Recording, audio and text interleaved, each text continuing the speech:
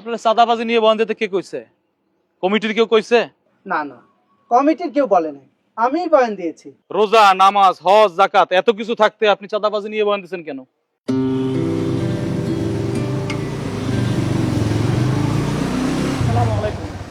ওয়ালাইকুম আসসালাম। কেমন আছেন ভাই? আলহামদুলিল্লাহ, ভালো আছো তোমরা? আসসালাম। ভালো আছেন? হ্যাঁ। এই, কি অবস্থা? এই তোমাদের এই ইমাম সাহেব কে এই জায়গার? জি আমি। আপনি রাজনীতি করেন কেন মসজিদে বইসা? কোন দল করেন? আমি কোনো দলের সাথে যুক্ত নই, আর আমি তো কোনো মসজিদে রাজনীতি করি না। রাজনীতি করেন না, আমাকে ধুনু ফুনু বুঝান। আপনি গত জুমায় কি বয়ান দিচ্ছেন?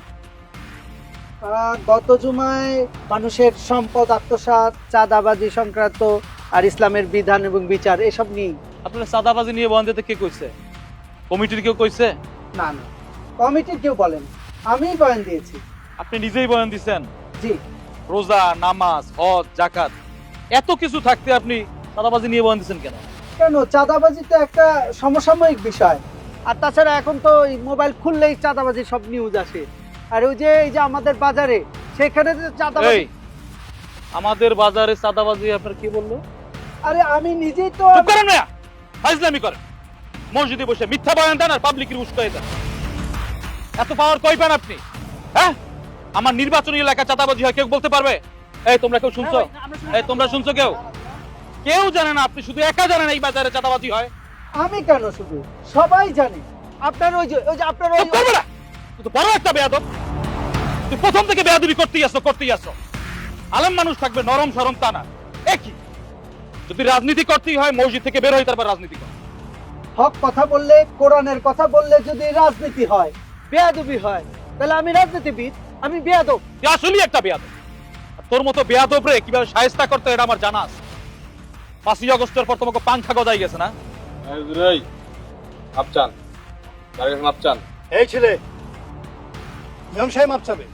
আর এতক্ষণ তোমায় বেয়াদবি করছিল মিয়া, মাপ তো তোমাদের চাওয়া উচিত। আপনার ছেলে এমতি কেমনে করে দেখালাম। এই থাম। চাচা, এইবার বুঝলাম ইমাম সাহেব এত সাহস কই পায়। এই সাহস কই পায় মানে? এটা কোন ধরনের কথা? হ্যাঁ, ইমাম শব্দের অর্থ হলো নেতা। নেতায় যদি সাহস করে কথাই না বলতে পারে তাহলে কিসের নেতা আর কিসের ইমাম? হ্যাঁ, প্রথম থেকে চুপ ছিলাম, কিচ্ছু কই নাই, কারণ আমাদের নেতা কথা বলতেছিল। চাচা, হুজুরের নেতা বানাই ফেলাইলেন। যাদের যোগ্যতা আছে, সততা আছে, তাদের তো নেতা বানানো উচিত, তাই না? বুঝছি চাচা, বাতাস কোন দিক দিয়ে কোন দিকে যায়। সামনে নির্বাচন, তাই কিছু বললাম না। হাইকমান্ডেরও নির্দেশ চুপ থাকার জন্য, তাই ধৈর্য ধারণ করলাম। আপনার হাইকমান্ড কি বলেছে আমি জানি না, তবে আমার হাইকমান্ড কি বলছে জানেন? আপনারও হাইকমান্ড? বলেন আপনার হাইকমান্ড কি বলে? কুনতুম খায়রা উম্মাতিন উখরিজাত লিন-নাস তা'মুরুনা বিল মা'রুফ ওয়া তানহাউনা আনিল মুনকার। তোমরা শ্রেষ্ঠ জাতি, মানুষের কল্যাণে তোমাদের সৃষ্টি করা হয়েছে। তোমরা ভালো কাজের আদেশ দিবে এবং অন্যায় কাজ থেকে দূরে থাকবে।